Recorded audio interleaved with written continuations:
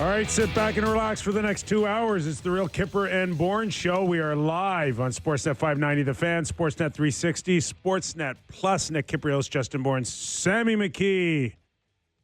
All right, Sammy, I'm going to take a crack at this. On tech, Derek Brandale. Yeah. Oh, God. And Jake Schultz. You're right. Yes. All right. Yeah, great job, Sammy. We're out of the gate and running right now. Here's what you need to know. I'm just putting that there every day. And if you want to bring it up every day, that's your prerogative, brother. Hey, yeah. We acknowledge we work with great people. They do great work. When we work with great people. Game day. Toronto Maple Leafs and the Columbus Blue Jackets tonight. Jacob Quillan Day. Jacob Quillan Day. It's Jacob Quillan Day. Jacob Quillan has been recalled from the Toronto Marlies, AHL. Here's what Has you need to yet to play a game in the National Hockey League. Is he officially in tonight? Do we know, Sammy? I don't think he's in tonight. No. So Here's he's what you need to know, sniffing though. around the edges. This is a nightmare for Matthew Nyes. Why? Jacob Quillan scored the overtime winner in the national championship NCAA game against Nyes. Remember, Nyes stayed another year to win that title, and Quillan reached into his chest, grabbed his heart, and ate it like an apple in front of him. Like in Dumb and Dumber. Yeah. Yeah. And now he's been called up. Yeah. So Nyes has played, again, some of his best hockey in this past week. If he gets shut down, do we blame Jacob? Definitely. No question. Yeah. Quillan, by the way, has OT winners all over the internet. If you're junior hockey, he's apparently very clutch. This year, 15 points in 35 AHL games, so not scoring as much. Yep. But he can. Our guy Books, his scouting report likes him from his college days, so that's cool. Awesome. All right, we'll get into some Kippers Clippers, and also, Sammy, it's midweek Maple Leaf mailbag. Yeah. day. So we got a busy Leaf Saturday. We're going to do a couple practice notes. I thought Berube had some interesting stuff to say about Wall today. Then we'll do the mailbag before we go to break. And then after the break, we'll have Jody Shelley on, help us tee up the Blue Jackets and Leafs tonight. Plus, he was on the Leafs broadcast on Monday on Amazon, so he has a close eye on the Leafs. So we'll go around with him. So, yeah. So there you go. Okay, following up Jacob Quillan's call-up, let's go to Craig Berube on clip 3 on what he expects out of this call-up and how sad Nyes really is. You know, he's up here because he's played really well down there. You know, he's been a very good player of late, and that's why he's up here. If we need him, he's available for us. So, you know, when guys do well, they get rewarded. They come up to the NHL. All right. There you go. I wonder how much of that is, and this legitimately does happen, where they want to reward a guy financially for the great work, and they say, you're not going to get in, but come on up and collect an NHL check for a week or whatever. I think there's something to be that, for sure. Yeah. I mean, they could also just buy him dinner. I don't know. Yeah. But Good. in saying that, I think there is some belief and promise that this guy could be a regular bottom 6 guy. Apparently, he's got this amazing reputation for just being a workhorse. I think what you're going to see is probably, if he does get in, maybe a bigger, stronger version of a Connor Dewar. Yeah. He's 6'200", which is a good start. And just reading Bukala's scouting report on him from college, a lot of it is stuff that you're talking about. It's relentless competitor, battles along the wall, boards in the trenches, doesn't cut corners defensively, all the stuff that you like to hear. Plus, clutch gene. Also the clutch gene. Yes. Could use some of that. In about 30 minutes, we'll welcome in Jody Shelley, broadcaster for Fox Sports. Also does a terrific job on Prime. Just finished covering the Toronto Maple Leafs on Monday. He's right back at it again tonight. We'll have him on. We'll get more into the Columbus Blue Jackets. In the meantime, Joseph Woll gets a little break. Yeah. Yeah, thank God. I mean, I'm in favor of him getting some work, but he could use a night off, don't you think? I just let's play the clip, clip 1, and we'll see what you think after. Looks like Hilda. Yeah, Hilda Why Beal. was it, Wall's had a lot of work, a lot of emotional games, I would say. You know, Montreal, Tampa, like big games and emotional games, a lot of work. So, just with the schedule and everything, just time for Hilda B to get in there. Emotional games. Is it just because they're division games and they were Yeah. high octane, or what do you make of that? I thought that was interesting. I don't know. I mean, I'm, of course, from a different era where I look at these guys and I'm like, do we need to bubble wrap them? And then I'm watching Tampa Bay, Vasilevsky, who used to be this workhorse and just a guy that you could just first guy to pencil in your lineup, play 60 games, never have to worry about him. I'm again watching him the other night in Montreal, and he gives up just the worst goal I've ever seen out of him to Slavkovsky The one on the goal line. Yeah. It's like, And I'm like, what is happening here? And then it dawned on me. Like, the guy hasn't been the same since his surgery.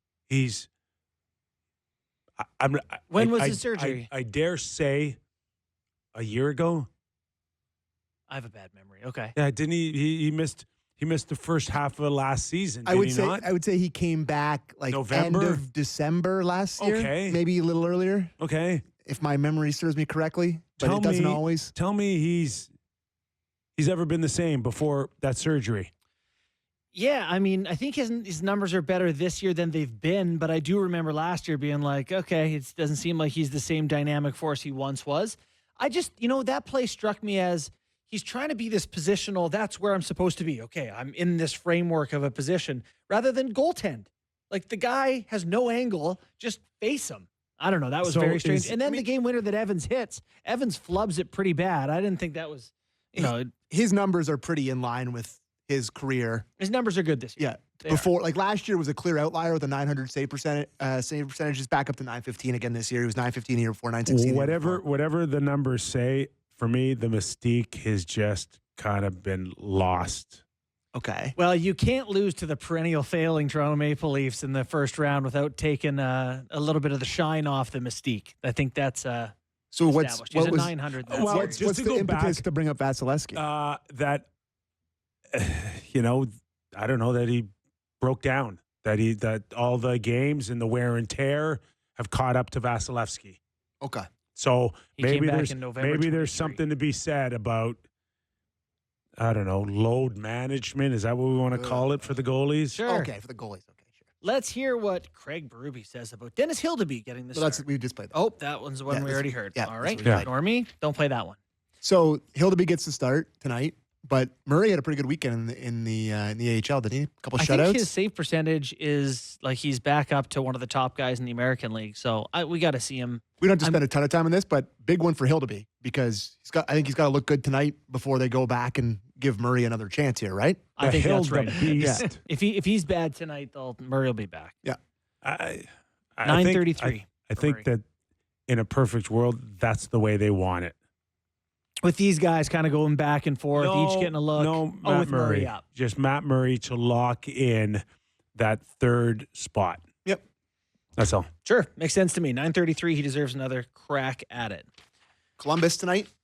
Yeah, we got the Columbus clip. We also got the break approaching. Where do you want to start? Let's start with the Blue Jackets because they're actually been really good for quite a long stretch of have. times, despite dropping 2 in a row since the 6-game winning streak.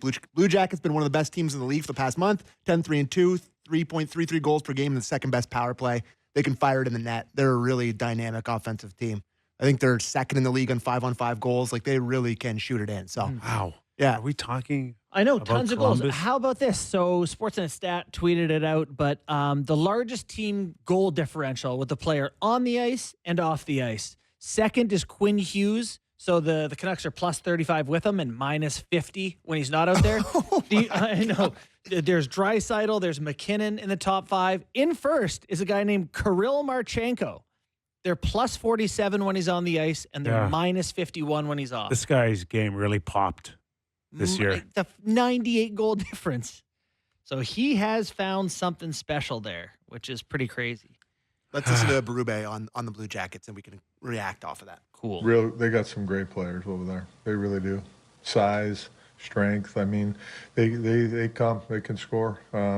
Werenski's having a great year in the back end. Very good player. So I mean, they come at you pretty good. Their power play's been clicking, and young team that plays with a lot of energy and some real good skill. not to go full Johnny Stats here, but Zach Werenski, 15 goals, has more than the Maple Leafs defense in total with 11. Jackets are first in the league with 30 goals from their defensemen. Leafs are 31st with 11. That There you is two different ways to score goals. Yeah. Marchenko has a comment where he talks about he's playing with Adam Fantilli, and he says right now, when we build chemistry together, he will be Andrei Fantilov. Right now, he's Adam Fantilov. So they're having fun over there. They're pretty happy with their goal scoring ways. So if you go back a few years back, it was Seth Jones and Zach Werenski who were leading the charge for this organization. And then it was like, we don't want to pay both of them. And lo and behold, they trade Seth Jones and they keep Werenski. And at the right time, one. everybody thought it was the wrong Who one. did they trade? Oh, Johansson, right? Ryan Straight Johansson up, 1-for-1. in Nashville. Yeah. Is that right? Yeah, Yeah. I think so. Yeah. Yeah. Yeah. And here we are where Werenski will get Norris Trophy votes. And Seth Jones is trying to find some sort of game still, and then doing it, making $9.25 million a year. Which career would you rather have making the 9.25? Is he making more than Werenski? I think he is. I think he is. Yeah. Got to give credit to Dean Evison, who should probably be in the Jack Adams conversation. I think last year, I don't remember what Columbus finished exactly, but it was bottom 5 in the NHL. They have the tragic passing of Gaudreau to start the year, and to rally this team into a wild card spot. Pretty impressive stuff. A lot of their young guys are starting to find it a little bit. Fun team to watch. Kent Johnson is fun. Fantilli's fun. Voronkov is 6'5" and scores. Werenski, their goaltending's been killing them, though. And you know, they need a goalie. Don Waddell too. Second worst, I think. I'm not sure how Team much save percentage. he got to kind of control in Carolina, but it does feel like he's come in and made a difference. And he also has Rick Nash within an arm's length, which I think is just great for this organization. He's willing to work. He puts in the time with prospects or the scouting or whatever is asked of him. And there's no question that this guy will one day run the Columbus Blue Jackets at some point. And having a name like Rick Nash, that's a lot of cash. It's like Joe Sakic in Colorado, right? Like it's important for people. I think, they've made some pretty good moves. Did they grab Dante Fabro off waivers from Nashville? He's on their top pair. Yeah, what? So What was that I don't move? know what's going on there, but Provorov's been all right. Severson, like they're all right, man. They got some players. Olivier, tonight, we see any fisticuffs tonight? No. Sam is over believing Reeves is ever fighting. Why would we think? No. I don't know. Yeah, you're right. Like, Because every time we do, nothing happens. Nothing's happened. Like, I'm not going to tee it up. Maybe if it happens, it'd be great. But I mean, Olivier's if you're picking your guy to have your first of the year with, Olivier probably that's a wouldn't good be point. my first choice. I don't He's an know. animal. He's really high on the do not fight list. Yeah. Like, I mean, you saw what he did last year to Rempe. Like, he's an animal. Plus, he can play. We had Don Waddell on, about 6 weeks ago? Yeah. He's going to sign Olivier. Yeah. He said he ain't going anywhere. But if he did hit the free agent market, what would you be willing to pay him if you were a general manager? I need his age. I need his age. You go hate first. this game. I have no idea. Go I first. don't know. I don't know. I'm not a pro scout. I don't know. What do you? 27 years old. Yeah. I like that number. That's What do they kinda make? I was I don't looking know. for. $2 million? I don't know. What are they going to ask for? As a UFA, are you asking what I would Yes. pay for him? Yeah. No idea. At 27 years of age, Give him they're 2.5, 3 times 4 years. I'd love to get him at that, Yeah. but I'd be willing to go higher, I think. Yeah. Yeah. I mean, he's an effective guy having a They're very just good year. so hard to find. They are. He's got 10 snipes in 47 games, which the And he Leafs, can I think, only have. skate. Yeah. He can get to the net, and he can scare people. Yeah, he plays 15, 16 minutes a night. Like, he Yeah. plays he's a contributor for them. He is. I'm looking forward to watching him tonight. For sure. I sent you guys that Athletic article today where they ranked the 10 most appealing center options for the Toronto Maple Leafs as we approach the trade deadline. Don't know if you had a chance to take a look at it. But this does remind me of how much, like the name that stood out to me was Trent Frederick, which I understand the Boston Bruins not likely to want to trade with the Leafs. But how much would you love Trent Frederick, a guy who also really excited to punch your face? Yeah. But he scored 20 times for them, young guy. I can tell you he ain't signing around $2.5 million. Frederick's not. No. But Frederick's a player. Like, and not that Olivier's not, but like, Well, he's also young. And he's close to 2 seasons of 20 goals. Yeah. Right? So, and I don't know what he had last year, 45 points? Right? He's a good, so I just, Having a tough year this year. for the, Yeah, this it's not. He won't reach the numbers, but I don't think that will scare. 14 points in 47 games, dash 11 this year. I the don't. teams have been. I don't think it's going to scare teams off if he It goes wouldn't scare UFA. me. What I love about it is he's a guy who wants to punch first, take it to your opponent. It's not the fighting I want, but it's this like excitement, aggression on a guy who can finish. And you think in playoffs that's going to work out really well. So that was a name that stood out to me as So we have an a, option. we have a for the Leafs. couple, these conversations are kind of a segue into some mailbag questions that we have. So I guess we'll go to the center one first. And this is from Keith Whipp on Twitter. To each of you, who is your ideal deadline acquisition at center? Is it Frederick for you, Borny? You know, it feels like it's aiming low. Yeah. It doesn't feel like there's enough offense there. I know that I've said that he can shoot it in, but it kind of like you'd love to have more of a creator. Shot it in the net in a big game against the Leafs from the sideboards. Yeah, he can do it. I think I would have to aim a little higher. Like, is Ryan O'Reilly still an option? Brock Nelson? So forget all the names. Who is your ideal guy, Kyper? The number one guy. If you are Treliving, You said last year, you said the thing that Leaf fans always say, that this is the year. Yes. This is the year. Who is the one that you're going for? Dylan Cousins. Dylan Cousins. God, I you love asked me. this job. You asked me. Ooh, I like that. That's a big name. I mean, it's already been rumored. Go big or go home time. Whoa. Yep. So what does So he make? you say, here's Easton Cowan? Whatever. Yeah. Whatever. This is how Kip is at a restaurant too. How much is that Yes. bottle of wine? You know what? Don't even. Whatever. Yeah. Just okay. bring it. All right. Okay. So he signed a 7-year, $49 million contract. Yeah. So 7.1. But it's Tavares is up nothing. after this year. Nothing. Tavares is done. Not sure what Mitch is going to do. Lots of room there. But I gotta tell to you, get him, no. But I to love get it. him, this year, you gotta ditch some money. Mm-hmm.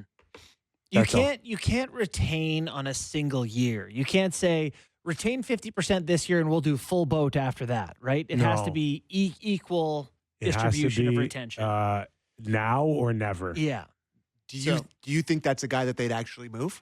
Like there was rumored with the Canucks thing. Remember, was it Byram? Was that the one that Friedge threw out there? Byram and him for Pedersen. He threw that out there early in the early conversations. Do you think they'd in division to the Leafs? Quiet, I'm cutting money from the Leafs payroll. But listen, distressed asset, that just seems like a loot. Like you do not win that trade if you're the Sabres.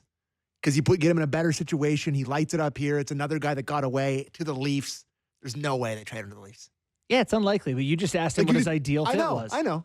But like you trade, Listen, make an offer they can't refuse. Well, and I very much believe if all these teams offer you something and the team that offers you the best package is in your division, you take the best package. You're not even close to winning a cup. You have to improve your team and get as good as you can. You can't worry about one opponent. You're getting beat by 28.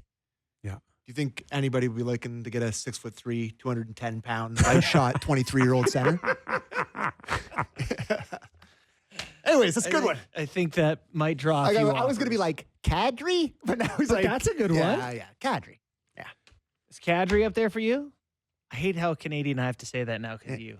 Kadri? Kadri? Dylan Cousins. Okay. All right, this is a great Killing question, and it's dozens. around because we were talking about Columbus, how they're kind of floating around at the bottom of the playoff picture. And this is from Mikey, not Mikey Davis on Twitter. How excited are you for Leafs to win the division, only to play one of the 4 teams fighting tooth and nail for months for a wild card spot? and this is something I texted you about. He tweeted me about it today, that this is a new horror unlocked for the Leafs where New tragedy unlocked. where they're playing so well here, and they're like These poor guys, they can't win, man. no, they can't. Well, you got to beat a good team. There's Listen. 32 teams, 16 make it. But they've gone into these first round matchups against teams that they know they're going to be playing. All like the Bruins, they've been there. The Lightning have been there. It's not like they are fighting tooth and nail to get into the playoffs. There's a chance here. Like, look at the bottom of the division. Like, the Rangers are all of a sudden getting hot. Columbus, Ottawa. If the Leafs win the division, they're getting a team that's fought for 2 months, tooth and nail to get in there. And you see that all the time where a team like, remember the year Boston and Florida snuck in, I think, late in their upset? Yeah, you mean the year that they beat the Leafs? That's right, Yeah. that year.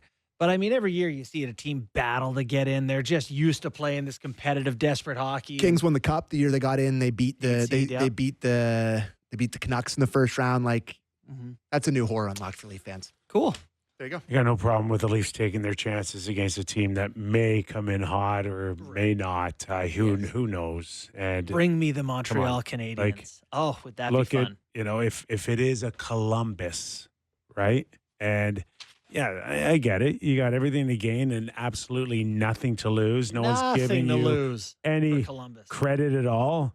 But come on. Yeah, let's see Take how it. Jake Christensen, Jordan Just Harris hold up against Play Marner the and role that Matthews. it's supposed to play when you're the top team in the East or your division to just play like you won it. May I say that under Craig Berube, one of the noticeable differences for me is that they tend to do a better job handling their business against the teams they're supposed to beat. Like, even though they haven't looked great against Philly and the Islanders, whatever, they're winning the games, right? They're not like last year losing to Chicago. And I feel like they're handling their business better. Goaltending. Yeah, That's all I got to say to you. Yeah. That's it. Yeah. Right? This is not rocket surgery. Goaltending.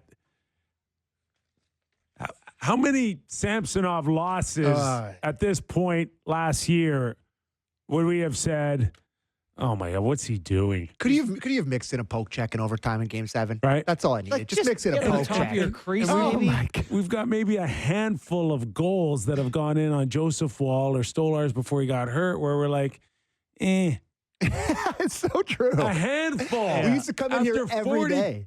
almost 50 games. Yeah. It's like, come on, that's it. I am thinking about that Pasternak OT winner. Yeah. Really, just get a piece. So what out you're saying is, if the Leafs go deep in the playoffs this year, and everyone's like, God, that Craig Berube finally came in here, and they did it, and Sheldon Keefe is sitting in his New Jersey office, being like, cutting a "Oh my microwave God, it was steak." just it was the goalies. It was the goalies." Hey, Jordan Binnington saved his bacon when he came in relief the year they won the Stanley Cup, and he might go 2 for 2 with goalies this Show year. me a Jack So, Adams coach, and I'll show you a Vezina he's- finalist goalie. He's so far he's been pretty well blessed with good goaltending.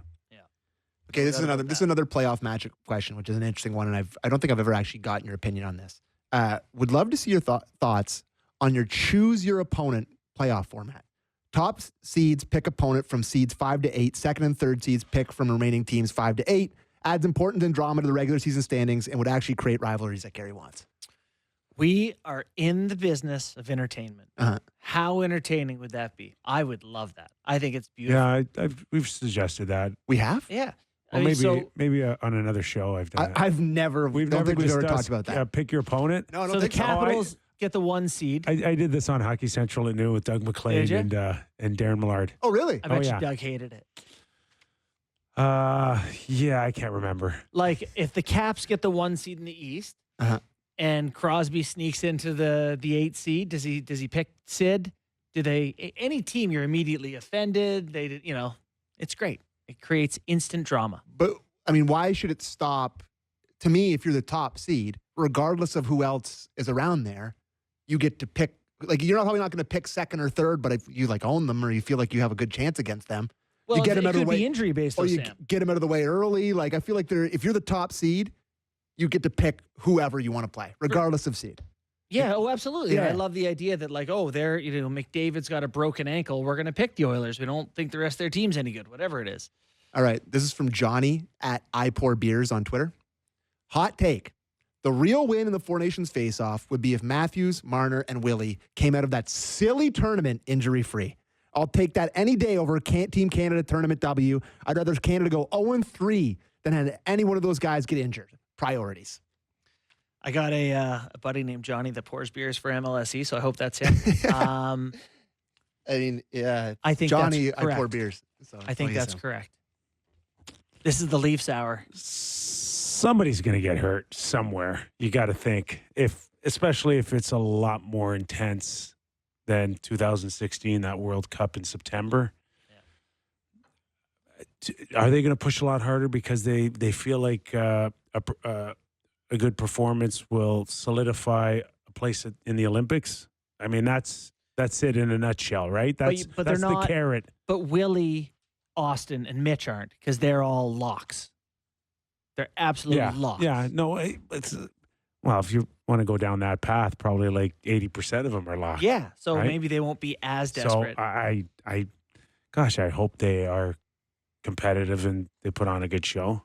But, like, it's not the Olympics. If we come here and Canada's 0-3 and everyone's healthy, you might go, all right, move on. If one of Nylander, Matthews, or Marner get hurt and are out the rest of the season, like, are you done working on this show? No, but I've been talking about this very thing for since the start of the season. Is the juice worth the squeeze on this? You see, Where listen, Austin gets hip checked and he's rolling around holding his lower back at the one point. Olympics, How's your reaction gonna be, Sam? Olympics is a completely different animal. If you risk everything for the Olympics, for Canada to win a gold medal at the Olympics, that's the pinnacle. That's what matters.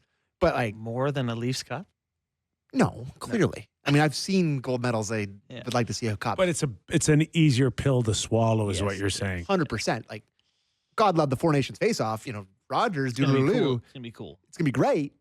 But it's the first one. It's gonna be a great event. But winning the gold at the Four Nations face-off, boy, it sucked to lose Matthews for the rest of the year. But God, that gold at the inaugural Four Nations face-off presented by Rogers still makes it great. Yeah. I don't know. Stay healthy, boys. Have you ever played in any Canada or played like that? I only did a World Youth Tournament in Landshut, West Germany at the time. Really? Yeah. Wait, you played in West Germany? Oh, I played against, Who'd you play against? Oh, Czech, Russia, Germany. Crazy. I played against Michael Pavanka, who was one of the I best remember Czech him. players. Capitals, These were top youth players that went on you to scored 65 goals in the O, so you must have. But it was a heck of an experience. that's really cool. I don't know. We beat Germany and a few clubs, but then we played Russia and we lost 12-0. Really? Yeah, and They're then unbelievable. I watched at the time Czech and Russia play for the gold medal. You should have seen my eyes. I could not believe how vicious they were on each other. Really? As a Canadian OHL guy. Even after experience Canada-Russia Summit Series, these were baseball swings constantly on each other. I was mortified. Tremendous. They offended you. Yes. So what I'm getting at there is because I don't know if you've talked to guys what the experience is, but Mitch Marner is a teammate on Canada with Sam Bennett. And you're playing against William Nylander, who is your teammate on the Leafs, and you're trying to win a cup with, and you've moved together with for 8 years here. How does that dynamic work? I'm fascinated by that dynamic. It's not the Olympics. It's a different thing. Like I've said, if Sam Bennett hammers Willie in the corner and goes down, he's like, good job. How does that dynamic work? But go ahead. Well, if you read Wayne Gretzky's autobiography, my dad played on the Canada Cup, and I want to say it was 87, 88, maybe? No, So even earlier, 84. 84 is right. Yeah. So And the do you- team was half Islanders and half Oilers. Oh, my God. Almost exactly. When they had just played in the So- final. Yeah, go ahead. No, my understanding of the story is that there was real genuine hatred in the room. And the Gretzky story is that my dad stood up and basically said, we don't like you guys. You don't like us. Yes. But we have to, in this instance, make this work. And there had to be some sort of come to Jesus moment for the team.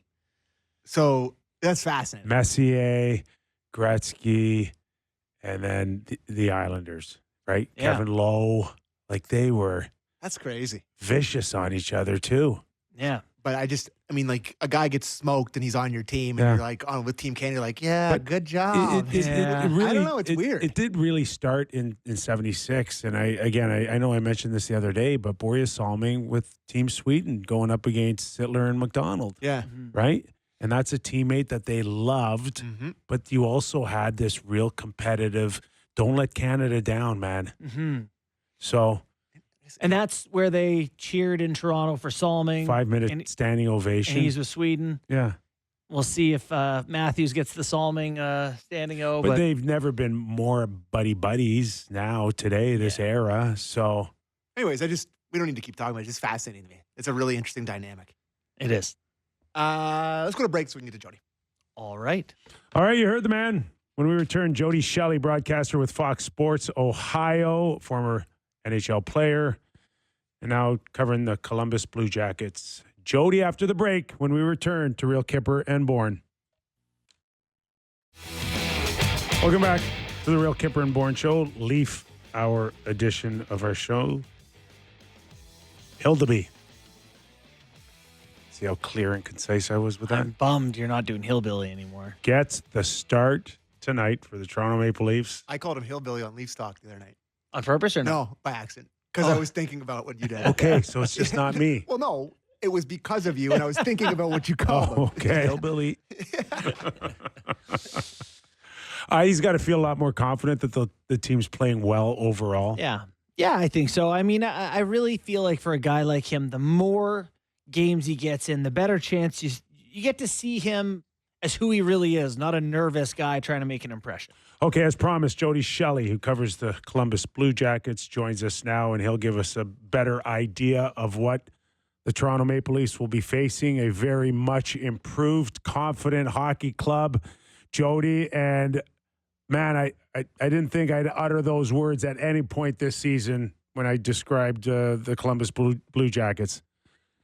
You know what? It's been surprising, but a pleasant surprise, isn't it? I mean, how they came into the season, how they went through the grieving process of the tragedy with Johnny and Matty Goodrow, and you kind of wonder what's going to happen. And these guys all wondered, what's this going to be like? And one thing they did that was really powerful was they grieved together. And Dean Evison grabbed that right away and said, boys, this is going to be tough, but let's play for Johnny. Johnny would want that. And that's what they're doing right now. And, they've added some nice pieces to this group as well through waivers and look at Fabro and Aston Reese, NHL players that can fit in this system. They've had some guys overachieve, I guess, if you will. I didn't expect Mathieu Olivier to get 10 goals at this point in the season. And Zach Werenski's been thrust into a leadership role, and he's grabbed it. And boy, is he dragging this team to where they're at right now. So it's a lot of great stories, of course, to make this work. But an emotional start and some guys playing some really good hockey. You mentioned Werenski, who now is up around talks of a Norris Trophy, and we think of Quinn, we think of McCarr, but then he's right there. So what is it after all these years and that separation of once upon a time? Should we keep Zach? Should we get rid of Seth Jones? No, we got rid of the wrong guy, and now we think we kept the right guy. What has taken him to another level? It's been a few things. Health is number one. This is a guy he was drafted right behind Provorov in 2015. He's played I think it's 150 or more less games than Provorov, who's a machine. So he's healthy. I think the leadership thing is a big deal, Kyper. I think that, with Boone, Jenner, and Goodbranson in that locker room, I think that he was a supporter. And now he's had to step up to the mic and say things like it's not good enough and we'll be better. And he's backed it up. The system they're playing, much different than the last 2 years. Dean Evison wants him to go like this. He's a rover, and Torts had him in that role. And that means he's pretty much a forward whenever he wants. And he's told to go in the offensive zone and not come back if he doesn't want to. And, everything, he's ready to go over the boards every shift. So you think of a guy like Duncan Keith back in the day, was barely on the bench to rest. He was just out there to play against the top players, and he's driving everything. And I watch him with players in all situations and TV timeouts. He's always has a conversation going. He is the leader right now, and I think that that's something for Zach that's put him in a spot where he's have to elevate. Jody, the Blue Jackets being like legitimate playoff threat here, the one sort of sore spot might be goaltending. What is the status of the crease? Will they do anything there? Or just hope one of these guys sorts it out. I think ultimately they'd like it to sort itself out. Yeah. But if they're in a spot where they can make a move, I think Don Waddell is in on everything. I mean, he's a guy that's not shy to do anything for the good of the team. Tarasov is a younger guy. He's a big goalie. He's really been subpar this year, and he was sent to Cleveland to get the rust knocked off. He did accept that and went down and played some games, but he's also a guy that's dealt with injury here in his first 4 years of his career. Elvis is going through it a little bit. He's a guy that he's been pretty good. He's been steady at times. He's had some good run support with goals, but he hasn't locked it down. I think he has stolen 1 or 2 games, but there's more there from Elvis, we think. And then they have Jack Reeves, who's been up a couple of times, a young prospect. And that's created a competition. And I think that's a good thing for the Blue Jackets. Some guys in a number one spot like to feel cozy, I think. I'm not sure if the pushing is helping Elvis or not, but it's something that's good for the organization. We're talking to Jody Shelley, who covers the Columbus Blue Jackets, also does a terrific job on Prime on Monday nights. Jody, Matthew Olivier, okay? Yeah. I mean, again, prior to this season, just one of maybe a handful of real tough guys in the National Hockey League, and then it ends there. You mentioned the goals that he's scored. He's also a pending UFA, and where is his value right now? Not only to Columbus, but maybe on a UFA market, and how attractive he may be to other teams here. I know.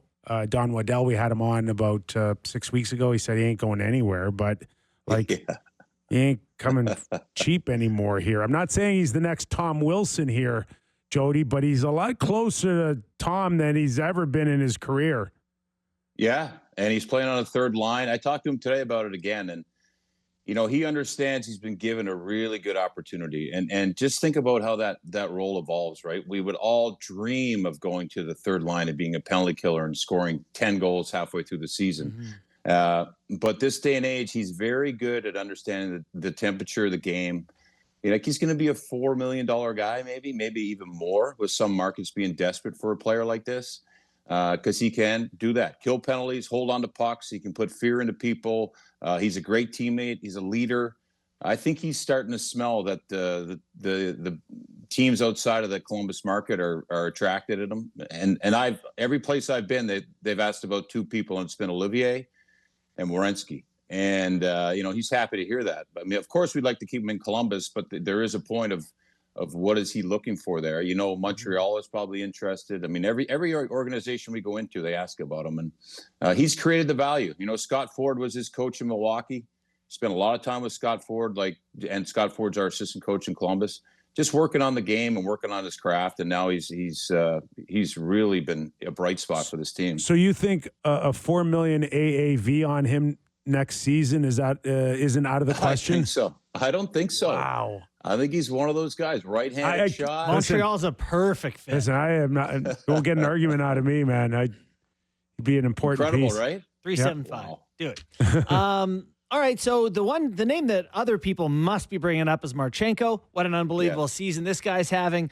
We had a stat earlier today where the goal differential with him on the ice and off the ice for Columbus is higher than any other player in the league, including, Quinn Hughes, McKinnon, whoever. He's been wonderful. So did you see this coming? Did you know that he had this level of play in him?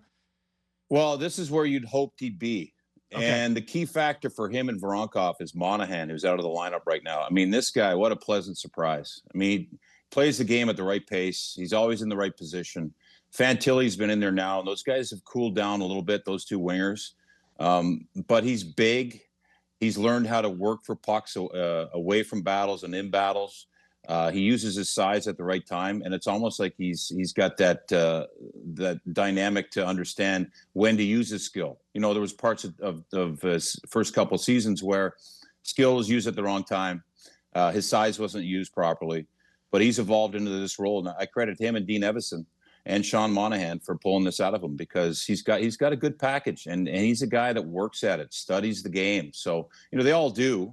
But when you have a start to the season like this and you see it rewarded, it kind of stamps what he's done. So he's been one of those young players that he creates a buzz, and he's a threat for the opposition, of course, when they prepare for the game tonight. It's that Marchenko, Voronkov, Fantilli line.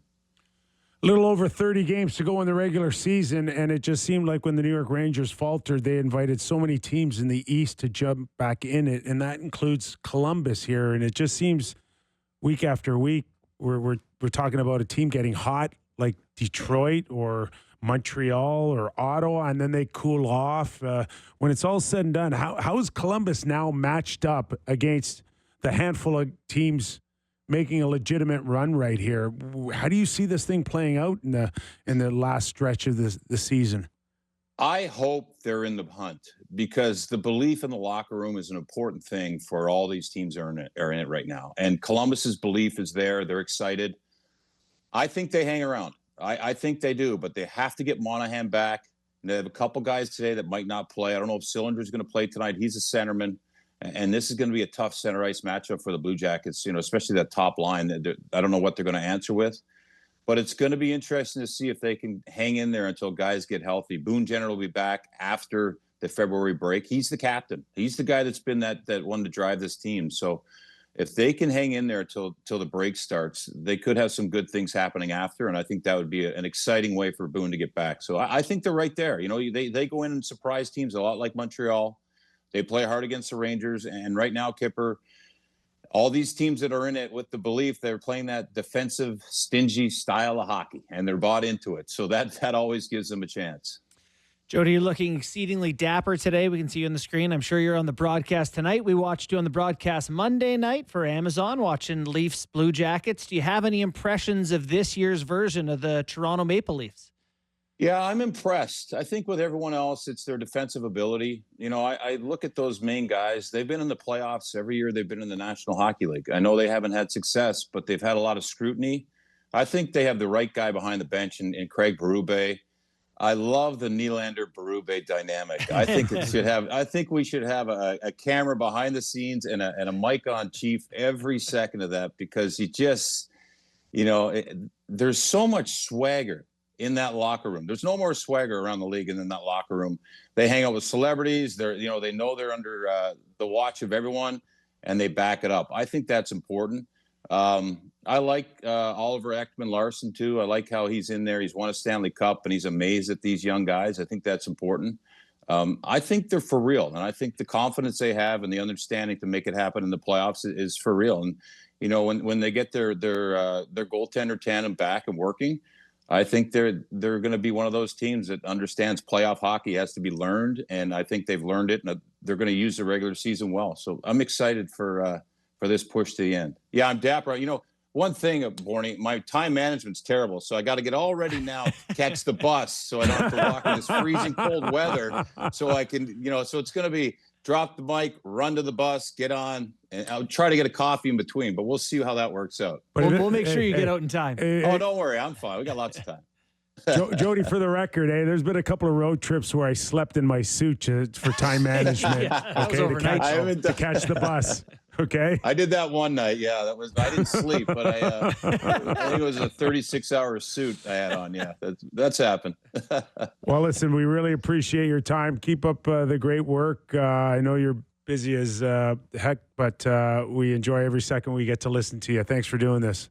I really appreciate it, guys. Thanks for having me on. You guys do a great job, and enjoy the league. Have a great day. Appreciate it. Thanks for your time. Yeah.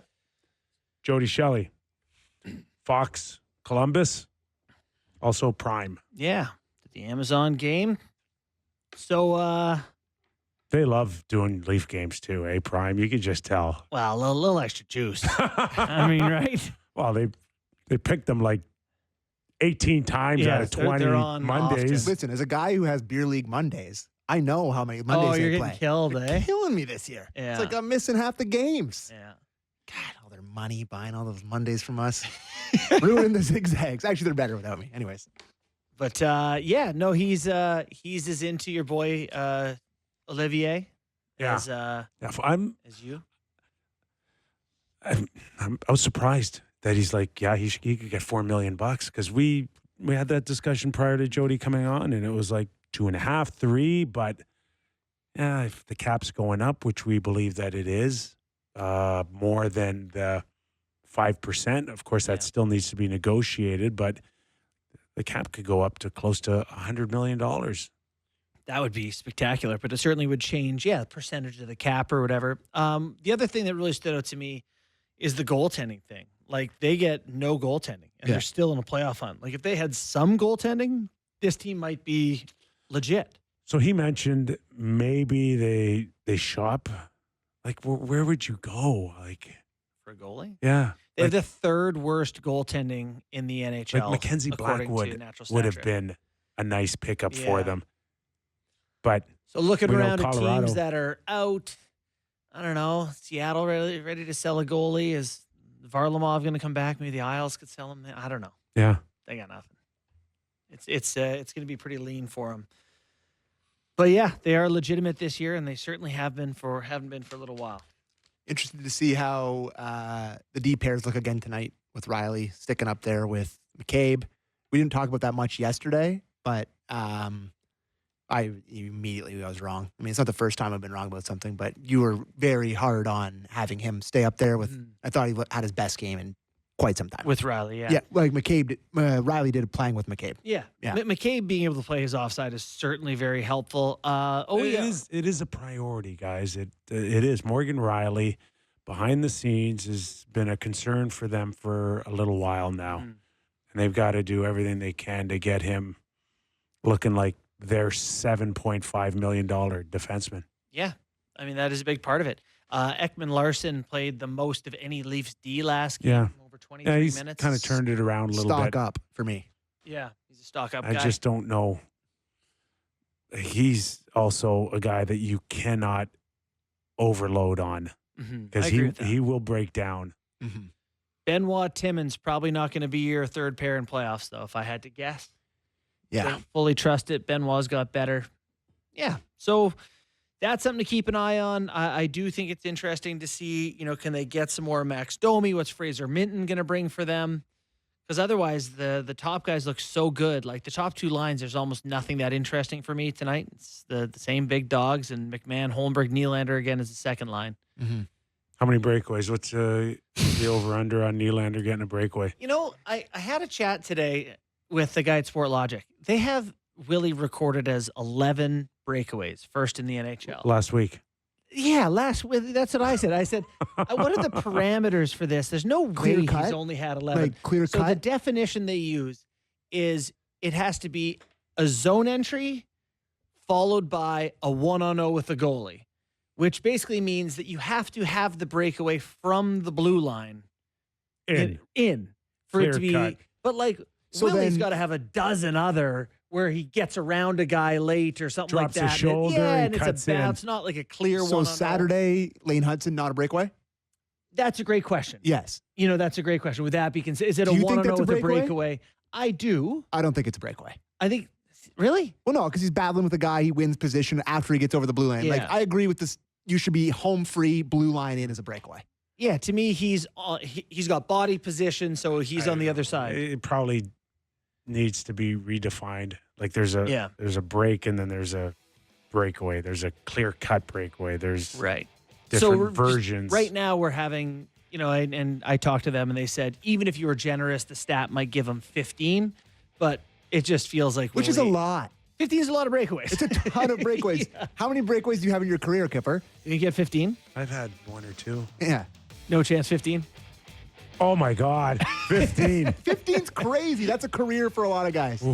All right, our thanks to Jody Shelley. Hey, nice jersey. We Oh, have we didn't Blue even Jay mention this jersey. Sammy. Santander back Come there. on, give it some love. I love Santander. it. I love it. Thanks, Jays, for sending me to it. Let's put it up there. Anthony Santander. I can't wait to hear Buck. All right. When we return, Emily Kaplan from ESPN. She's been on the show before. We get her thoughts on JT Miller when we move forward on the Real Kyper and Bourne show. Back after these words.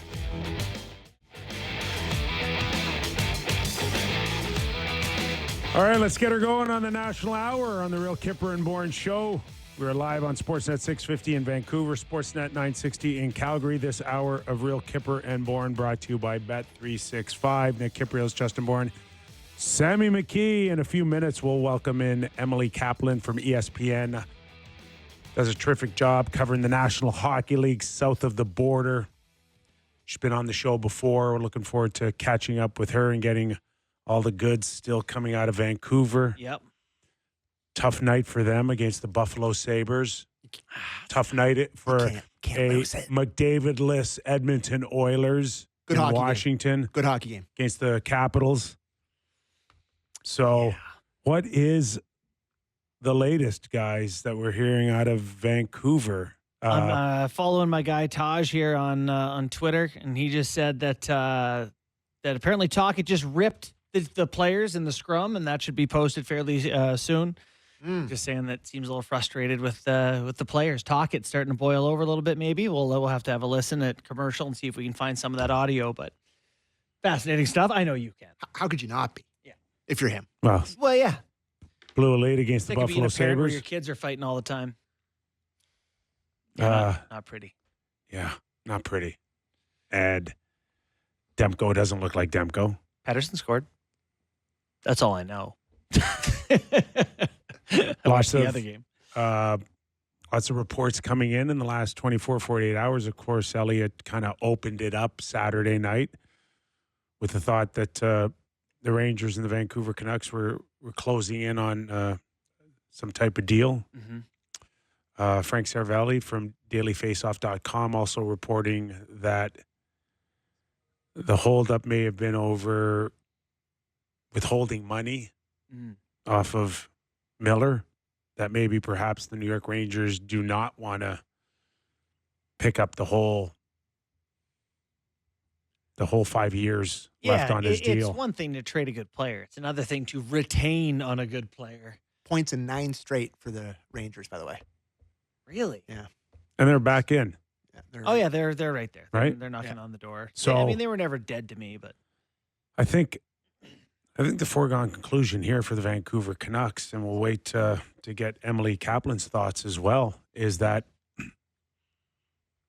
hey, Vancouver Canuck fans, you're not going to be happy when this thing eventually happens. yeah, That there is no deal out there that will, I think, satisfy you, because the pieces still out of New York seem to be revolved around Hedl right. and Ryan Lindgren and maybe a first-round pick. He's a good player. Fine, but they're trying to win now, the Rangers, and Hedl is not JT Miller, No, obviously. Correct. You know, looking at their team with Panarin and Trocheck and Lafreniere and Cooley and Zibanejad, you go through the list, Fox, and they have lots of good players.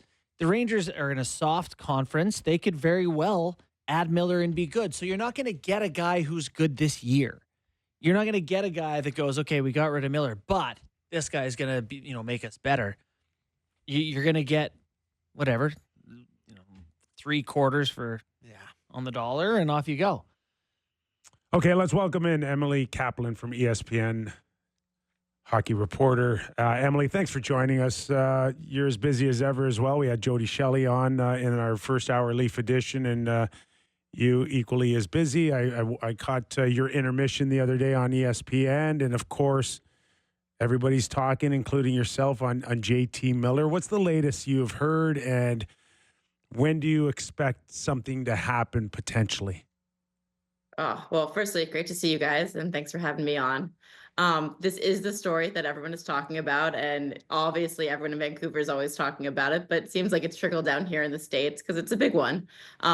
Clearly, what I have learned, and I think it's what everyone knows, is that Vancouver management has come to a decision that the chemistry is just off in their locker room, and they've got to do something about it. And they have communicated with JT Miller, and he knows that a trade is possible, if not likely, before the March 7th trade deadline. But it's a really difficult trade to get done. We know that the Rangers have been involved. This is a player they really covet. Everything I hear about what Chris Drury wants to do to reshape his team, he's looking for a different identity, like meat and potatoes is a term I heard a lot. jam and grit. Like the reason that there's all those like Brady Kachuk tampering rumors is because his name is brought up as just a style of player that they want. And he's such a unicorn, but JT Miller obviously fits that. But it's a difficult deal. And so they're talking to other teams. I do believe the Carolina Hurricanes are involved, the New Jersey Devils. We know, their name has popped up, but it's a difficult one because think of it. JT's got this no movement clause. He's got a big salary. If you look at the New Jersey Devils, yeah, of course they would love center depth. And of course they'd love JT Miller, but who are you moving out? And a lot of their guys have no movement clauses. So I'm not sure anyone is really close at this moment. This is a deal that typically would get done over the summer, but because Vancouver's so motivated, it should get done before March 7th. But when, I have no idea. So if we had you on the show before Christmas, we'd be talking about the New York Rangers being a complete tire fire. Everything's a mess. Blow it all up. What's going on here? It kind of founded a little bit here. Which version of the Rangers is the real Rangers? Probably somewhere a little in the middle or tilted towards what we're seeing now. Yeah. They're a team that I cover a ton. I have a lot of their games on national television, and we had a bunch of those games where they were in that crisis of confidence, and you're like, oh my goodness, they're just writing off this year. It's a lost year. You trade away your captain, you piss off the locker room, everyone's factioned of the way that you're doing business, and they've been able to stabilize. And I think a large part of that is because they have one of the best goaltenders in the world, Igor Shesterkin, and there's a bunch of that guys on that roster that can play, and we've seen it in the last couple playoff runs. Clearly, management, though, is just looking for a different DNA, that they think that this core group might not have what it takes to get over the hump, and that's why they're looking for different type of players, looking to get younger, looking to get grittier, and I think that has affected the guys in the locker room. But I think at this moment, you got to give credit to this coaching staff, because Peter Laviolette and his coaches at some point are probably just like, why the hell is this happening? Why is this happening to us? And now the fact that the guys have all bought in, it's like, okay, they can get going here, but in the back of all these guys' mind, their names keep coming up in the trade rumors, rightfully so, because I don't think Chris Drury's done. You're watching and listening to Emily Kaplan from ESPN, covering the National Hockey League. So if not the Rangers for JT Miller, we've heard Carolina, we've heard New Jersey. How much do you think they're legitimately in on this? Yeah, New Jersey, I checked in with them again today, and it was more of like of course, like I think we're making calls, and we know Fitzgerald and Patrick Alvin have known each other for years. They worked together on the Penguins staff that won a Stanley Cup, but like, does this really make sense for New Jersey right now, or are they able to do it right now? Are they able to move around that salary and no movement clauses? And I don't think so. Carolina is a team that's really intriguing to me. I actually caught up with Eric Tulsky, their GM, this week, and I asked him, I was like, with everything that went down last year with Jake Gensel, you guys went against your typical mold. You gave up a lot for a rental. It didn't work out in the playoffs, and you weren't able to re-sign him. Did that shape anything that you guys were trying to do at this year's deadline? And he basically was like, no, we're still always looking for these big swings as long as that we find it at a price that we think makes sense. So if they're able to come up with a package that makes sense to the Vancouver Canucks, I think they're in it as much as anybody is. Just one point on an attractive name out of Carolina would be Martin Necas. And is there any chance at all you can see that happening, or are they going to be stuck with maybe a Kotkaniemi? I think that's a front office that's really open to anything. I think, I don't want to say like they don't have any star players on that team, because I do think that's disrespectful, but Jacob Slavin's an incredible defenseman. We know what Sebastian Aho can do, but it really feels like so many players on that team that they'd be okay moving as long as they got a serious upgrade. And for what JT Miller, or a player like that, can provide, he's a serious upgrade over so many guys that they have. So I would just say that's a team that's always looking to get in the mix. Maybe Martin Necas, who's kind of cooled off after that really hot start, could be a name that they consider, but we shall see. You good on that topic? Yep, I am. I want to ask you about the Edmonton Oilers. No, you don't want 10 more questions on JT Miller? I'm here. We could do it. The next hot topic in Canada here is the league had the audacity to suspend Connor McDavid. The team put out a statement saying that they support Connor, which was really profound. I thought that they are standing by their guy who cross-checked someone else. What were your thoughts on this and how this has played out? It's I know Oilers fans are pretty upset. Yeah, that's probably an understatement, Justin. You're getting pretty good at euphemisms in this job. I think that there's like two separate conversations to go on here. One is about the way the game is officiated, and the other is about the Department of Player Safety and really their system of checks and balances. I was absolutely shocked when I heard this stat the other day that about a third of NHL suspensions result from a play that was uncalled on the ice. Like that really shows that these are two separate entities going on.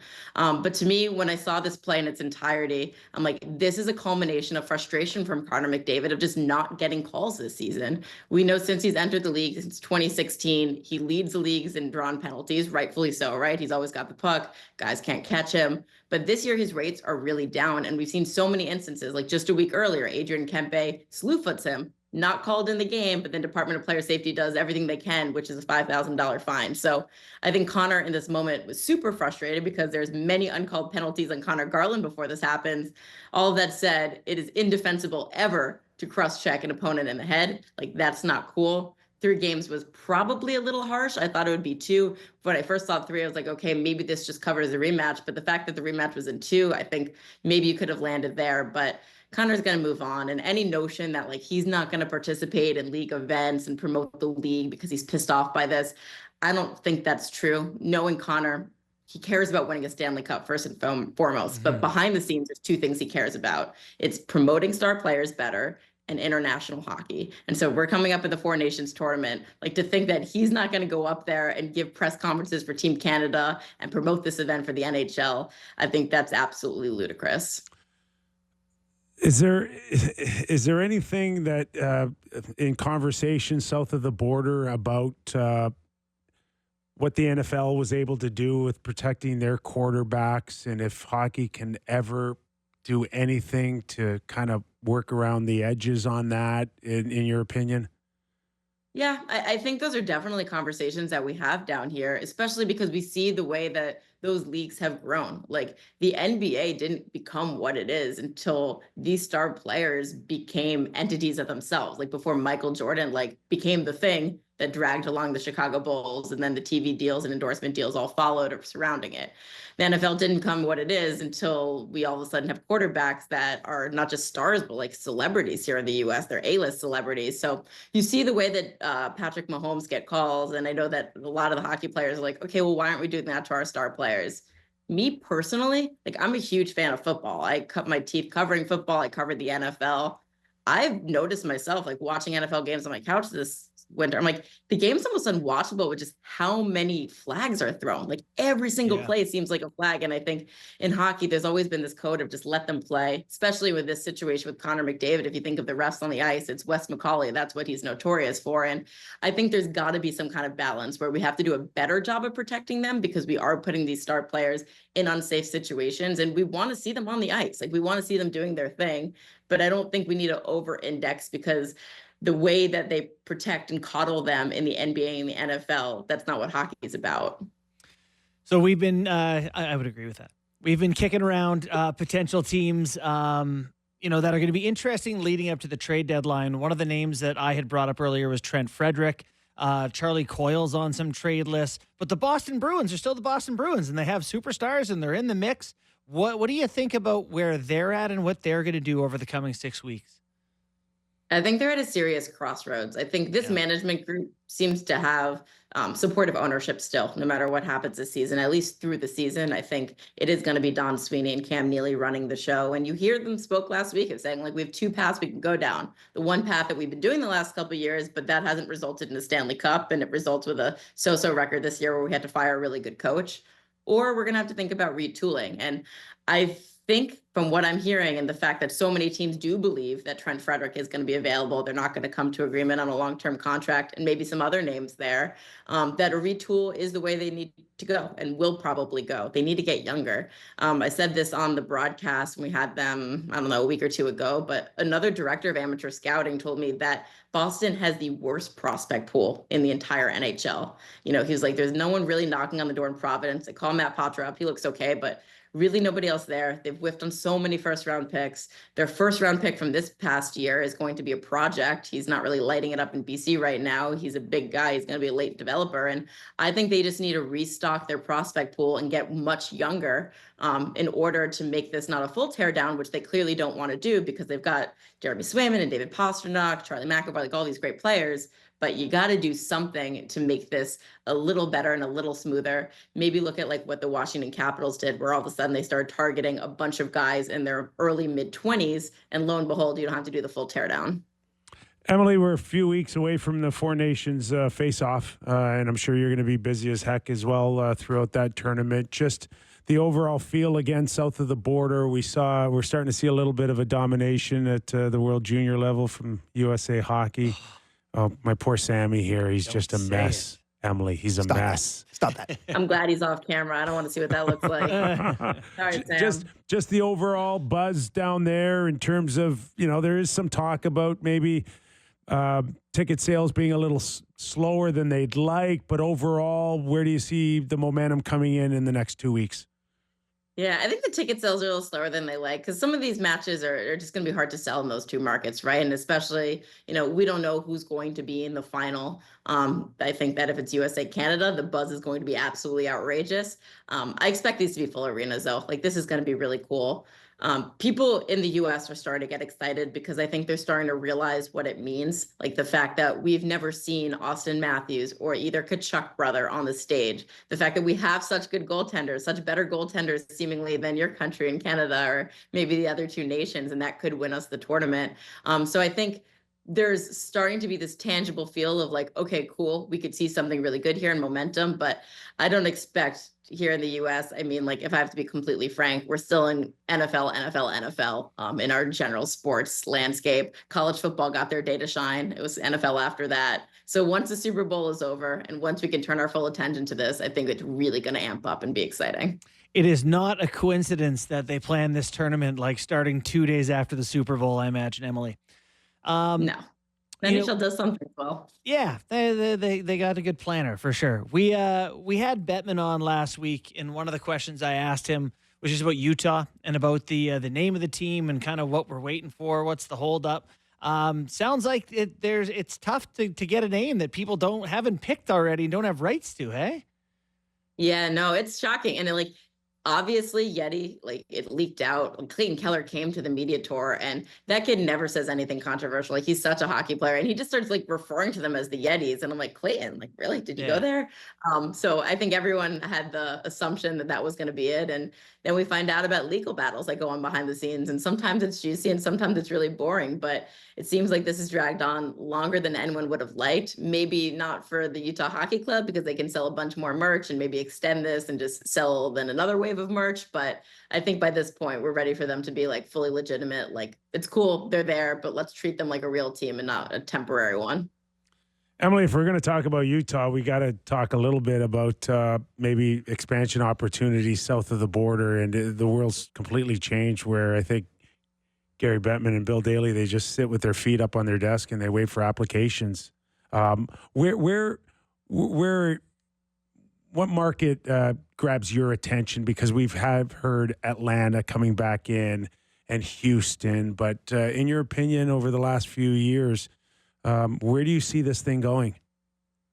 I mean, it does seem inevitable, right? Just because we know that Gary Bettman and Bill Daly and the entire league, they listen to their owners, and their owners really like money, and they like the checks that have been coming in and see the valuations and know that they could be getting even more. So I think we'd all be ignorant to say that this is not a real possibility. Where is the really big question? I think here, especially in the US, there's a lot of skepticism about Atlanta saying like, okay, if you did it twice, like, why is it going to work out this time? It seems like these ownership groups have a good plan, maybe not doing some of the mistakes that they did last. I think Atlanta has changed a lot as a city. It's grown.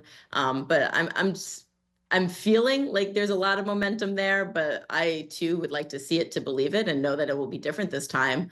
And then Houston is another one that just really captivates me, and just the way that Dallas has built such a good hockey market. And it took time, but there's so many learn to play and youth hockey programs going on there. When I go to games there, it's amongst the loudest arenas, and they're passionate and knowledgeable hockey fans. And just the sheer size of Houston, the fact that it's very Hispanic, the proximity to Mexico. I know there's so many teams now saying like, hey, why are we do that preseason game in Australia 2 years ago? Can we do Mexico City? Like that's way more feasible of growing our audience here in North America. So that's a city that I'd be really curious about as well. Emily, the race for the final playoff spot in the East is absolute mayhem. For all my time covering hockey, I can't remember it looking like this with so many teams in it. Ottawa, Montreal, Boston, Columbus, the Rangers, Flyers, Penguins, Red Wings, Islanders. Who you got? Yeah, I know. It feels like everyone I've talked to in the last 2 weeks just feels like the Rangers will get one of those spots because of who they are, the coming into form. And yeah, there's probably more changes before they settle out, but I'm thinking it's going to be them.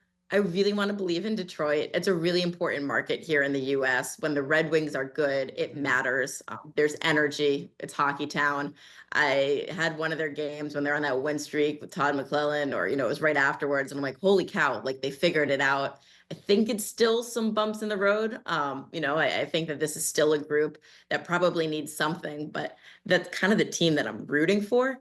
But I look at Ottawa and Montreal and I'm like, they're no longer easy outs, and both of them have so much juice and energy that I have a really hard time handicapping who's going to finally secure that spot. But it does feel like I've been able to at least eliminate some teams. Like I don't think the Islanders are getting there, and unfortunately for the Sabres, you got next year. Yeah.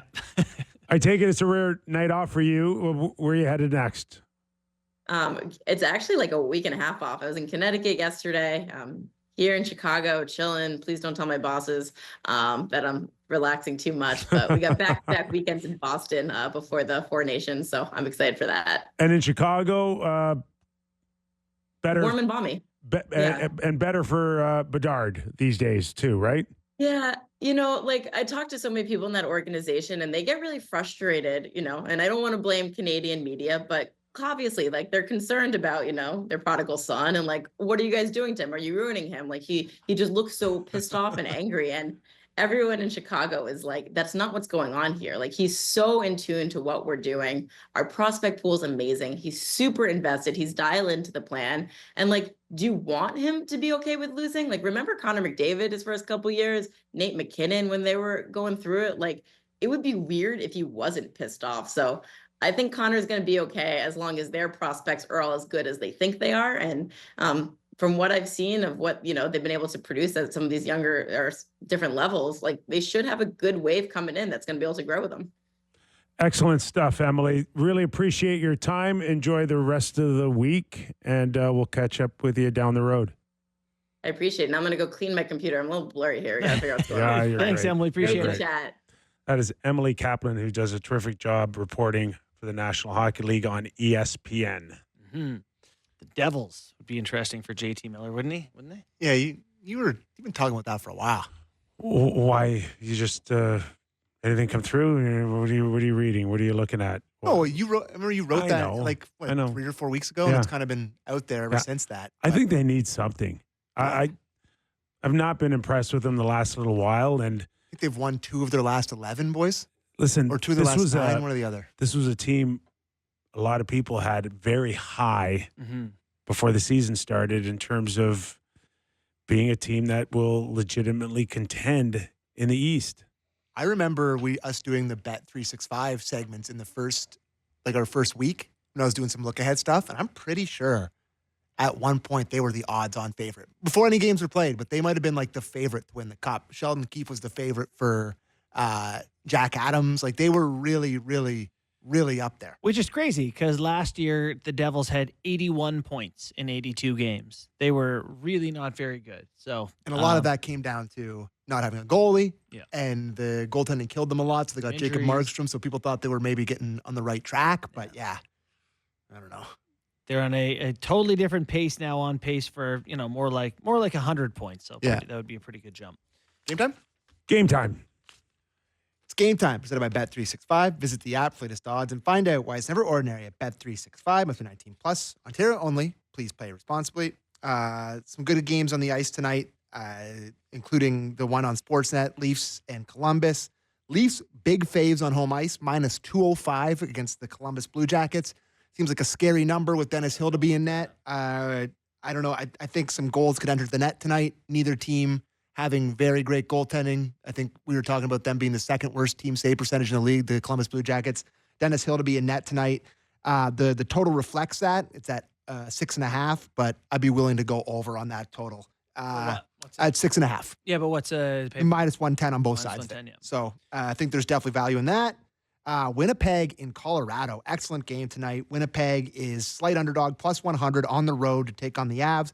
Big Central Division tilt. And later on, Florida in LA to take on the Kings. LA scuffling a little bit recently. I think they're 1-4 in their last 5 games. Florida just got a big win over the Anaheim Ducks last night. Sam Bennett's first goal since before the day before the Team Canada was named. Good for him. And you cut him off Team Canada. I didn't cut him last week. No, yeah, you never said emotionally. you said he's no good. Do we have, maybe we won't do this in game time, but maybe have a time for, reflections on Team Canada's choosing. But this Logan Thompson thing's horrifying. Yeah, the Logan Thompson thing. Let's do that after the break because I do feel like that. We'll dive into that. And the last game tonight is Boston in New Jersey to take on the Devils we were just talking about. New Jersey, huge favorites on home ice, minus 220. Pretty good value there with the Boston Bruins. They're not great, but plus 180 in the Devils. 180. Take the Bruins. Devils aren't playing great. So, anyways, that was game time presented by Bet365. Visit the app for latest odds and find out why it's never ordinary at Bet365. It's 18 plus. Ontario only. Please play responsibly. Okay, we'll take a quick break, catch our breath, and as Sammy and JB just mentioned, we'll get into Logan Thompson. And I don't know if it was a shot to Team Canada, but clearly he's not too happy right now. We'll get into what we saw out of the Edmonton Oilers being McDavid-less last night. Mm-hmm. And the Washington Capitals were directly involved with that win last night against the Oilers. What are the chances of this team continuing to be a top team in the Eastern Conference? That when we return and more to Real Kyper and Bourne. A reminder, this hour of Real Kyper and Bourne brought to you by Bet365. Nick Kypreos, Justin Bourne, Sammy McKee. All right, where do you want to start? You want to start? We got Rick Tocchet sound from today, which is quite interesting. We've got let's start with the Oilers. The Edmonton Oilers. No McDavid last night, a loss. But prior to that, you did not like the team's press release, and I'm excited to hear why. Embarrassing. This is embarrassing. Well, are they going to wear some? That's a strong word. Are they going to wear jerseys that say Connor Strong on them in the warm up? Guy cross-checked the guy in the mouth. Right. The Oilers organization is disappointed, and we share in our fans' frustration over the 3-game suspension of our captain, Connor McDavid. We support him through this process, and the organization and our fans look forward to having him back in the lineup next week. It really is embarrassing. Did we need that? Did we need to know that they support McDavid? Can I defend them a little bit here? Please. Okay? Please, God. This is not an average suspension. This is against the best hockey player in the world. So here you are on an off day, and you got everybody calling for a reaction, everybody, like local or nationally. Then you got people screaming, when's McDavid going to talk? And they don't make him available, and they're just clamoring for something. So I don't know, put an obvious press release together and just send it out there. No one was clamoring for anything. Everyone knows where the team stands. They don't want their captain suspended. They were asking for responses. They were asking for interviews. They were asking for something. I don't know who this they is, media, but I knew that the Oilers. I also think it's hilarious to put out a statement saying we support the guy who did the cross-checking in the face, but nothing for Evan Bouchard, who wore one in the lips. It's a dumb league. Well, he's not signed long He term. literally skated up to a guy, wore one in the face. The game ended, But and the team put out a statement that said, "We support the guy who did the cross check." Well, Let's play a he really took one for the team. let's play a really fun game called "What Would Happen If the Leafs Did This." Can you imagine how much you would be making fun of them? All Leafs of the support media would be Austin making fun of. Matthews and Oh cross-checking my Rasmus God! Dahlin. All of Canada. If it was Matthews, if it was any You would- other top player, You would bury them. You would There's no news in absolutely the bury release. them. It just says we're on his side. it's not that big of a deal. It's not. It's just come on. It's embarrassing. It's absolutely embarrassing. Sorry, it is. Anyway. It's the it greatest up. player in our generation right now. Who Okay? didn't, like, Bar It none. ain't Nick Kypreos running over Grant Fuhr. He's Okay, yeah, the best player in the league, best player in the world. best player in the world. he's has coming been- They back put a statement out next week. regarding He's not, the best like- player in the world. He didn't lose a hand. He's playing hockey next week. Like, He's not. But you got don't major treat surgery you don't or treat him going like to any other jail. suspension. You just don't treat it like any other suspension. Is my point. It's Okay. Connor McDavid. I mean, cross-checked the guy in the Yeah. mouth. This is cross-checking. All right, we have McDavid on this, by the way. All right, let's hear yeah. it. And for the record, to run the tape back on yesterday, I thought 2 or 1 games was the right amount for 2. McDavid. I thought it was 2. Yeah. Yeah, we thought it was 2. So this for is sure. not a hockey play. I don't think it's a 3-game suspension either. I just think it's a ridiculous overreaction. He'll be back in a few days. McDavid. Clip, yeah. How do I see it? I mean, I'm just trying to tie the game. I'm not really looking to engage with them. Obviously, there's lots of holding down. He holds my head down for a little bit and stuff like that. But I can't have that reaction. Obviously, I know that. Everyone knows that. Not the reaction that I'm proud of or that anyone wants to see out of me. And I understand that. And that being said, obviously there's lots of infractions going on there. Maybe the whole thing's avoided with a blow of the whistle or something like that. So, but again, I can't have that reaction. Okay, this is where I disagree with him. Hold on. Let me guess what part. You are proud of him. Be proud of him. I knew Be it. proud. I'm proud Be too. proud. Yeah. Yes. Be like, yeah, Don't you sit on me in the final 30 you seconds or I'll wanna- cross-check you in the face. you want to maul me? Yeah. Okay, this is what's coming. Mm-hmm. Okay, and it's been going on for generations and decades, and I am now part of that group. You Go ahead. You once played with a guy named Mark Messier. Mark Messier got a lot of points. Very good offensive player. And he knocked a lot of teeth out. He was fairly well known for not taking a whole bunch of BS. 0. Not My- the reaction that my I'm Instagram- proud of or that. My Instagram algorithm somehow has become all Messier. It just cheap shows shots. you Messier It's being a amazing. criminal. Like, he's just hammered guys. Yeah. Elbows aplenty. And listen, And people knew when Mark was on the ice. Yep. And they treated him with respect. It's not like you can turn these guys into that, No one wants it. but you McDavid and can Messier. have a moment like that. Mm-hmm. And it's okay. It's like, it's okay. The reaction's okay. 2 games, 3 games. Who cares? Really, at the end of the day, where Connor is right now in his career and in his world, Mhm. who cares? 3-2, Whatever. whatever. Totally. Just- They're a great move- team. It yeah, doesn't move change their on. season any. Right? yeah. And hopefully someone's paying attention that goes, oh, And so if this is the team, the statement is the team pandering to the fans, why shouldn't they? It's their fans, it's their player. I get it. and is there one player that would think about, I could get a cross check again if I hold on to him a Yeah. little too tight? Could help them out.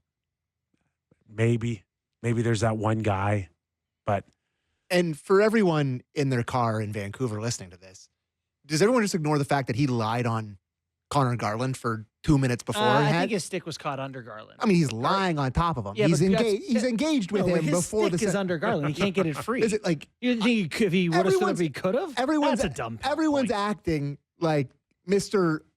Innocent, Mr. That's like it was a 2-way street. They were fighting, they were battling, and then the Edmonton No, Oilers that's were not like, right. They were. That's not right. No two-way street. No. Two-way That's- street. Garland is doing everything he can to Yeah, and that's drag it. them. Yeah. But he was.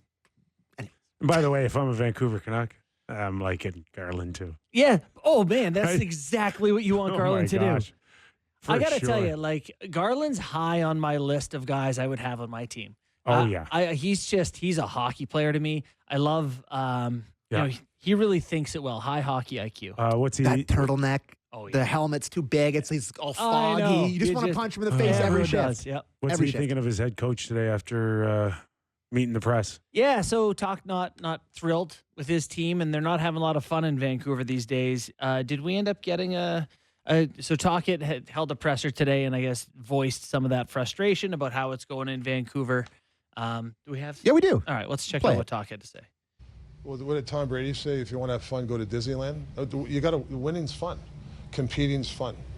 Listen. If you compete and you lose, and you're competing and you're part of the process, yeah, you should smile and feel good about yourself. But I'm not sure we're happy with the process. That's why you got some frowns and people aren't happy. You shouldn't be happy. And I love that line. Go to Disneyland if you want to have fun. We're in the business of winning, but saying that, it's the process of it, and I don't think we've liked our process. It's been a roller coaster ride all year. Now, correct me if I'm wrong, but you're going to Disneyland, aren't you, soon? Take the kids and be in debt till I'm Buddy, 60. how are you? You're But Joe you Exotic. never- Yeah, you're never going to financially recover from that. Hey, you'll never play for Talk, I can tell you that. No. Yeah. No, I'm dreading. Anyway. Yeah, I haven't heard from any parent who says if you want to have fun, go to Disneyland. That doesn't sounds like work. But to his point, I guess the point he's making is he doesn't think they're working because he says competing is fun and they don't seem to be having fun. So that means they're not competing. It just seems like when it rains, it pours. When things can go wrong, it just the season snowballs in whatever direction. I've written about this. I truly believe in the season-long snowball. Last year, the Canucks had every good thing built to the next good thing, and this year it is coming unraveled. So I can't blame the coach for feeling like a little frustrated here. But Vancouver Canuck fans will be, if this thing goes sour and they miss the playoffs, this will all stem on JT Miller and Pettersson No, and not handling management. it and not handling it. Right. When this reared its ugly head, it became on the team to sort it out. And not only did it not get sorted out, it's dragged on now for months, maybe, to the detriment of the team, who is a point behind the Calgary Flames, who were not trying to make playoffs this year. Yeah. So, obviously a lot goes into that, but So we had Dollywall. I think they'll wear it for sure. We had Dollywall on Monday, and he was talking about his contract and like him just couldn't you just see him being like, I'm good, man. Like TNT pays well too. I'd go there and then come back and find another job when one opens. You're Like talking, yeah. this is a nightmare. It's every day where it's You just. just hope you remove one element and it Well, gets it's like better. open to another door. It's another horror waiting for you. Like it's Yeah. it's not been good. It's not been good. So I just don't know what he can do as a coach until this gets sorted out. So do you think it's at the point, Kip, where you're better off not getting full value on a return to make the move sooner? Or do you think it's like you can't lose a trade here for a great player? I would be trying everything in my power to fix it first. I wouldn't give up on it, and it would scare the heck out of me to let JT Miller walk out the door and get a minimal return.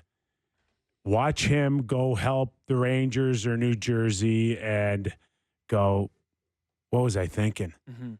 Well, you know exactly what he's going to look like when he goes to another team and he's motivated. Reinvigorated. Right? yeah, We've fresh seen him start. at his best. He's going somewhere, chip on his shoulder, how it didn't work out there, ready to prove everybody that it wasn't all him. You know how that's going to look. Yeah. I've been giving praise to Harmon Dayal lately because he wrote something I really liked about Miller and said that in his years with Vancouver, he found him to be an amplifier. And so that can be for the good and the bad. So when your team is doing well and you start to get that swagger and he brings that out of your team and blows it up and amplifies that energy, but it's the same for the negatives. You know how I felt about Miller, like even last year, like he You won me over. loved him. Won me over. Yeah. Right? And everything that you had heard about him prior to going to Vancouver, in New York, and then Tampa Bay, he seemed to have straightened out and maturity or whatever. Like, it just seemed like the light switch went off where this guy was now a true player, and he was hitting all the high notes. He's playing D. And then, like, I don't know when, but as soon as it got public a little bit, you're like, now I'm starting to hear the stuff about him that you heard in New York and Tampa. This is maturity.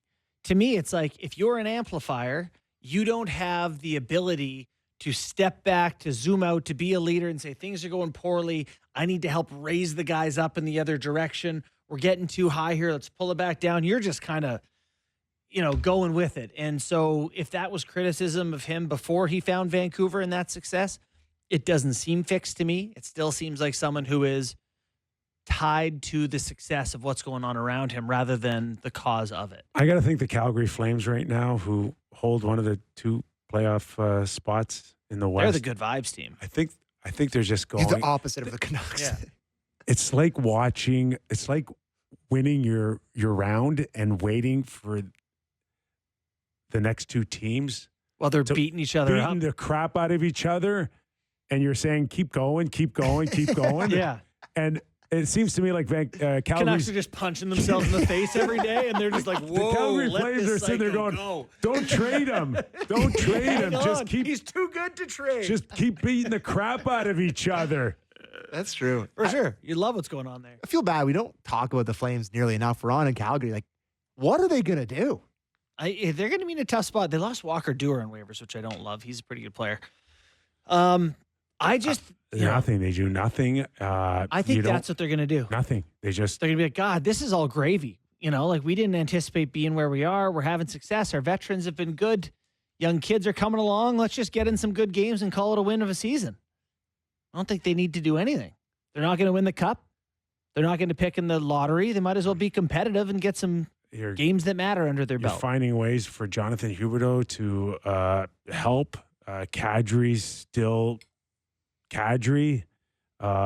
Blake Coleman, and your young kids are coming along. They don't have a ton of UFAs. Anderson's got another year. So 4 points behind the Kings for third. Nothing. You do nothing. Okay. You keep putting a shovel in the ground and keep building your new arena. Yeah.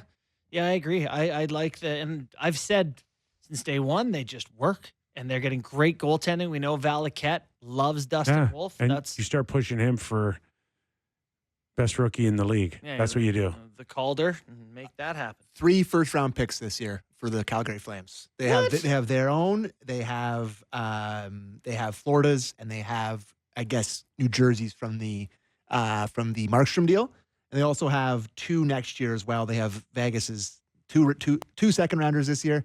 They're stocked up pretty good. So, they're not far off being Washington. That if they bought a couple of players, it's like, God, it feels like anyone could win. And there is, so hold on a second here. There's a condition on their first that they have this year. If Calgary's 2024 first round is between the 20 and 32, Montreal can take that pick instead. Okay. So there you go. Anyways. So I did mention that I watched Washington beat the Edmonton Oilers. You did. And, it's just not going away. Logan Thompson. So he was not happy, I guess. Someone asked him about, someone specifically asked him about Team Canada reaching out to him? He was on the Fan Hockey Show today with Marchese and Fuda, and he basically said that they never reached out. They didn't call him. They didn't call him. Yeah. Which is crazy because they made a lot of calls. The guys who were close, and I believe. Yeah, but they also made calls to guys that. Courtesy calls. Yeah, I know, but there were courtesy calls to guys deeper, more seasoned, like Tavares and Stamkos, and I'm not sure Logan Thompson falls into that category. But don't you think a guy with the best numbers at the position probably should get an explanation for why he wasn't chosen, or no? Yeah, maybe just send him an email, maybe a text. Page him. I'm all right with it. But I got to tell you, Kip, there are a lot of Canadian hockey fans who are perturbed by Logan Thompson's success. Can I read you? Listen, he could still end up in the Olympics. Can I read you a Sure. tweet? This is from Stephen Ellis. Since Canada's roster was announced for the Four Nations face-off, Logan Thompson has posted a 12-1-1 record. I know. He's having a great year. With a .938 save percentage and 18 goals saved above expected. Only Hellebuck has more wins. Thompson is first in everything else. It's pretty good. First! Yeah. And just it's like I watched Googled it and Montembeau it's on good. Saturday night. It's like I guess he was pretty good last night, but geez. Mm-hmm. I think Go ahead. why Why? do you think he wasn't chosen? Why? Indeed. I don't know. He's good. He's really good. And he's not a fan of nachos either last night. No, that was actually very funny. But there has to be something. And there's a reason they chose Aiden Hill and Sam Off Montembeau. ice? Perhaps. Or, there's got to be. Relationships play into it. So if you're looking around here, Cassidy is on the bench. Who had He's- him? He's an assistant coach with John Cooper. Aiden Hill Hill's is probably the one of the presumed starter goalies. when it was chosen. Correct. Was his teammate. Was his teammate. Like, if you're deducting here, there's obviously something there. Some friction. But you're trying to win a hockey tournament here. He's just been way better than any of the Canadian goalies. Like, He has. there's no, Now, Aiden a Hill's lot, of Bobby- that, a lot of that has happened Hey. since. He wasn't the runaway best in the league. but he at should the have been on time. it at that time too. They needed the think I Bobby had him Bourne on. speech. Clearly, we don't get along here. So let's just try to make the best of it Yeah. and win for our country. But I do wonder then if this damages relationships, if he is the best guy heading into the Olympics, if he's offended at being left off, or how that works. But I do get the impression that there is a reason he wasn't selected, and it wasn't just thinking everyone else is better. mean, at Do you know what tending goal. Bennington's save percentage is this year? I don't know. 898. Do you know what Aiden Hill's save percentage is? I don't 901. know. Oh, In saying all of this for Logan Thompson, okay. there's still a lot of people that think like midnight's going to strike on the Washington Capitals. Really? Yeah. And you're one of them. Really? I have been thinking that would happen at some point, but the sample gets big enough to go, I misread this team. They're better than I thought. And I'll wear that. I'll say they are better than I thought. But yeah, one of those teams you look at the lineup and try to squint and go, They're guess. big, though. And Yeah, but their D Dubois. their top pair, Sandine, Carlson. You got Chikrin, who's been defensively flawed with Carlson PVR. Carlson is sneaky good Yeah. and very underrated. Okay, that's Totally fine. agree. The U.S. didn't want him on their team. They don't Yeah, think he's one of the I six best D know. in their country. I know. And Washington's real happy about that. Dylan Strome is a top line center with Connor McMichael I and know. 39-year-old Ovi. Michael is sneaky good too. I know, and this Protas is good too, but Dubois Protas- turned into a pumpkin and- plenty of times. Tom Wilson going down the ice. Radish, Eller, Frank, Duhaime. but I Dillon. watched that Hey. game last night. They looked like I've watched them a lot of times this year. Carberry's good. Hey, They just look good, except for Ovi, who's Ovi. dogging it up and down the Oh ice my every gosh, game. Ovi looked incredibly slow last Yeah, he night. looks like their worst Yeah, player. guess and he's why? out there for 2 minutes, every 2 minutes on the power play. Was there an empty net last night? How No, did he I- not score? I don't know. Drives me nuts. Anyways, I wonder what he's going to be like if they go April, May. Yeah. Like, Well, this is the thing. Like, what's how's he gonna Ovi look gonna like? look like through several playoff rounds? yeah, If good we question. think this is a legit contender. And then you're leaning on McMichael and Protas and Dubois in your top six. Like, fine. Good I think team. they're good. Being well coached, getting great goaltending. Great goaltending. The best in the league. Any- Almost like they should be playing for Canada. Anybody that gets out of the East in that Atlantic division goes straight to the favorite to come out and represent Out of the the Atlantic? East. Yes. You think, over the Oh, top yeah. Metro teams? Oh yeah, yeah, without a doubt in my mind. Florida's probably still going to Florida it up. Yeah, I think it's going to be Florida. Yeah. Yeah. I do like the idea, though, as a Toronto Maple Leaf fan, if you're potentially getting past the first round, God forbid, that you're going to have to play one of Tampa or Florida as opposed to Right. both. Last night, the Predators came back from down 4 goals, which is the first time they've done that. Sammy, you said they were 0-173. Yes. I know David Amber is in a survivor pool, and he picked Nashville last Oh, night. my God. So he witnessed it on his Electric. behalf, got the comeback. Props to him. Kaprizov, Spurgeon could return Thursday versus Utah. Help coming for the Wild. They've held their head above water. Our thanks to Jody Shelley, who does a terrific job on Sportsnet or Fox, Ohio. 4 games on tap. Also, Emily Kaplan from ESPN, of course. I got to mention that. 4 games on tap tonight, including a signature one here on Sportsnet. Our national coverage begins at 7 p.m. Eastern. Columbus versus the Toronto Maple Leafs. Thanks for watching. Thanks for listening. We're back again tomorrow on the Real Kyper and Bourne Show. Have a great night, everybody.